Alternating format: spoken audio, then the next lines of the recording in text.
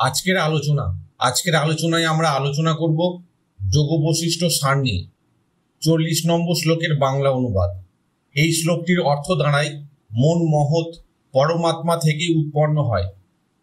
যেমন সমুদ্রের তরঙ্গ কখনো স্থির হয় না, তেমনি মনও অস্থির হয়, যদিও তার আসল ভিত্তি স্থির সমুদ্ররূপ পরমাত্মা। আধ্যাত্মিকভাবে বললেন, মানুষের মন পরমাত্মার এক বিকাশ মাত্র। পরমাত্মা হলো শান্ত, অবিচল, অসীম আর অচঞ্চল, কিন্তু মন হলো সেই শান্ত চেতনার উপর তরঙ্গের মতো এক অস্থির প্রকাশ। যেমন সমুদ্র নিজে গভীর ও স্থির, কিন্তু তার উপর অসংখ্য তরঙ্গ উৎখলিত হয়, আবার মিলিয়ে যায়। মনও তাই নানা চিন্তা, বাসনা, আবেগ আর কল্পনা নিয়ে ওঠে, আবার মুছে যায়। যে সাধক এই সত্য বুঝতে পারে, সে জানে মনকে দমন নয়, বরং তার প্রকৃতি বুঝতে হবে। তাহলেই শান্তির পথে এগোনো যায়। মন অশান্ত হলেও তার ভিত্তি পরমাত্মা সর্বদাই শান্ত। দার্শনিকভাবে এই শ্লোকটি চেতনা আর মনের সম্পর্ক ব্যাখ্যা করে। মন আর পরমাত্মা হলো অচঞ্চল সত্য, আর মন হলো তার প্রকাশমান রূপ, যা সর্বদা পরিবর্তনশীল।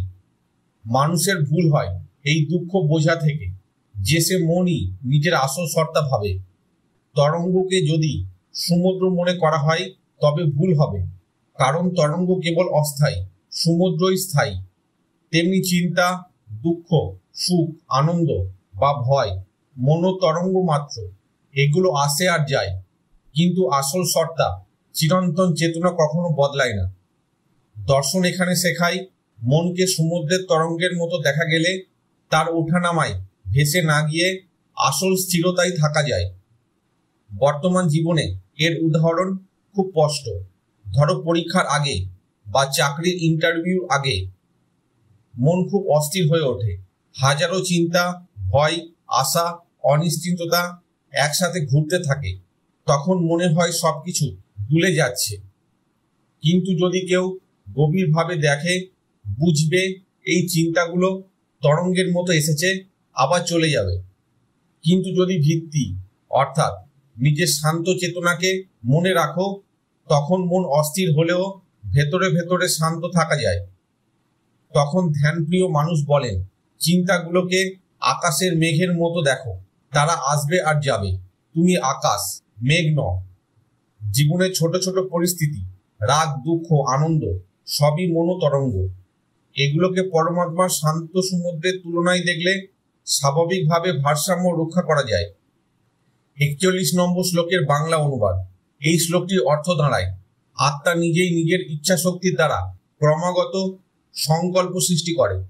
সেই সংকল্প থেকেই ইন্দ্রজালের মতো এই জগতের জাঁকজমক উদ্ভাসিত হয়ে ছড়িয়ে পড়ে। আধ্যাত্মিকভাবে এখানে বলা হচ্ছে, এই সংসার আসলে চেতনারই এক খেলাধুলা বা প্রকাশ। আত্মা বা চেতনা নিজেকে নানা রূপে প্রকাশ করে, আর আমরা তাকে বাস্তব জগৎ ভেবে থাকি।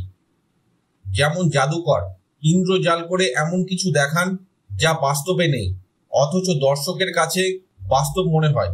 তেমনি আত্মা নিজের শক্তি দিয়ে সৃষ্টি করে এই জগতের নানা রূপ, সুখ দুঃখ, লাভ ক্ষতি, জন্ম মৃত্যু ইত্যাদি। সাধক যদি বুঝতে পারে যে সবই মায়ার ইচ্ছা শক্তির প্রকাশ, তবে সে আর ভ্রান্ত হয় না, বরং আত্মার মধ্যেও সত্য উপলব্ধি দেখতে শেখে। দার্শনিকভাবে এই শ্লোকটি সংকল্প শক্তির ধারণা বোঝায়। ব্রহ্ম বা আত্মা নিজে চিরন্তন, অচঞ্চল, কিন্তু তার মধ্যে থাকে মায়াশক্তি, ক্রমাগত ভাবনা, সংকল্প আর বিভ্রান্তির মাধ্যমে বহুবিধ জগৎ সৃষ্টি করে। আমাদের মনে যেভাবে চিন্তা জন্ম নেয় এবং সেই চিন্তা থেকেই আমাদের অভিজ্ঞতা তৈরি হয়, তেমনি বিশ্ব ও চেতনার মধ্যে সংকল্পের দ্বারা ঘটিত। অর্থাৎ জগৎ কোনো স্বতন্ত্র বাস্তব নয়, বরং আত্মার চিন্তা শক্তিরই প্রতিফলন। এই দর্শন মানুষকে শেখায়, তুমি তোমার চিন্তার দাস নও, বরং চিন্তার মূল উৎস আত্মা। তাই সংকল্প পরিবর্তন করলে অভিজ্ঞতাও বদলাতে পারে। বর্তমান জীবনে এর উদাহরণ খুব সহজে দেখা যায়। ধরো, একজন মানুষ বারবার মনে করে আমি ব্যর্থ হব, আমার দ্বারা কিছু হবে না। এই নেতিবাচক সংকল্প থেকেই তার জীবনে ব্যর্থতার অভিজ্ঞতা তৈরি হয়। অন্যদিকে যদি কেউ ইতিবাচক সংকল্প রাখে, আমি চেষ্টা করব, আমি পারব, তাহলে সেই সংকল্পই তাকে শক্তি দেয়, সুযোগ এনে দেয় এবং জীবনের অভিজ্ঞতা পাল্টে যায়। যেমন একজন শিল্পী কামনা করে একটি ছবি, তারপর সেই কামনা থেকে বাস্তব সৃষ্টি হয়, তেমনি আমাদের জীবনও আমাদের অভ্যন্তরীণ সংকল্পের প্রতিফলন। শ্লোকটি আমাদের শিখিয়ে দেয়, বাইরে যা ঘটছে তা আসলে ভেতরের আত্মিক ইচ্ছা শক্তির প্রতিচ্ছবি।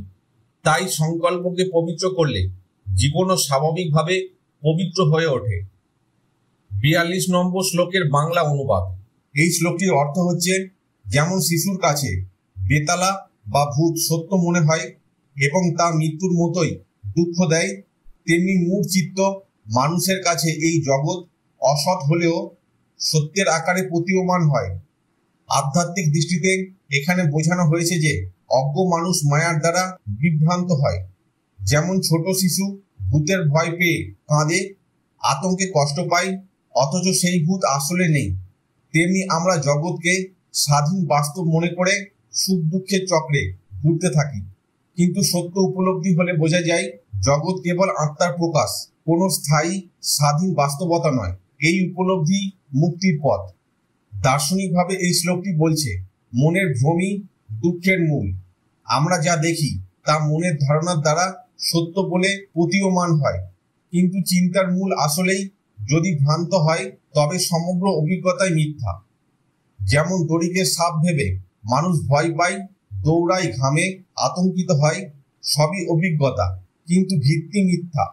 একইভাবে জগৎকে আমরা স্থায়ী, বাস্তব, চিরন্তন ভেবে আসক্ত হই, অথচ তা পরিবর্তনশীল ও অস্থায়ী। দার্শনিক উপলব্ধি হলো, যা পরিবর্তনশীল তা আসল সত্য নয়। বর্তমান জীবনে আমরা প্রতিদিন এই ভ্রান্তি অনুভব করি। উদাহরণস্বরূপ, কেউ মনে করে টাকা পয়সা বা পদমর্যাদা চিরকাল তাকে সুখ দেবে। সে তা পেতে গিয়ে জীবনভর কষ্ট করে, ভয় আতঙ্কে দিন কাটায়, হিংসা প্রতিযোগিতায় জড়িয়ে পড়ে। কিন্তু যখন টাকা বা পদমর্যাদা চলে যায়, তখন বুঝতে পারে এগুলো ক্ষণস্থায়ী, আর এগুলোকে সত্য বলে মনে করা ছিল এক প্রকার শিশুতোষ ভ্রান্তি। আবার অনেক সময় গুজব, মিথ্যা বা ধারণা মানুষকে ভয় পাইয়ে দেয়, অথচ পরে বোঝা যায় আসলেই কিছু ঘটেনি। শ্লোকটি আমাদের শেখায়, যা চোখে দেখা যায় তা সবসময় সত্য নয়। সত্য কেবল সেই আত্মা যা অপরিবর্তনীয়। আজকের আলোচনা এখানেই শেষ হলো। পরবর্তী শ্লোকগুলো পরের ভিডিওতে দেয়া হবে।